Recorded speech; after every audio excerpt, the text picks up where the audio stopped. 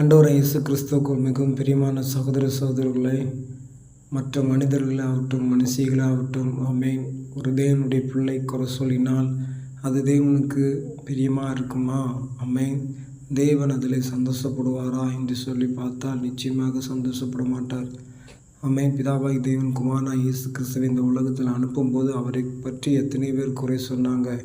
ஆனால் அவர் குற்றவாளியாக என்ன செய்தார்னா தீர்க்கப்பட்டார். ஆனால் குற்றவாளியாக தீர்க்கப்பட்டவர்கள் தண்டனைக்கேற்ற தீர்ப்பு என்ன செய்யலை, அடையலை. உண்மையான சகோதர சகோதரர்களே, நீங்கள் குற்றவாளியாக தீர்க்கப்படாதபடிக்கு மற்றவர்களை என்ன செய்யாங்கன்னா குற்றம் தீர்க்காருங்கள் என்று சொல்லி பரிசுத்த வேதம் சொல்லப்பட்டிருக்கிறது.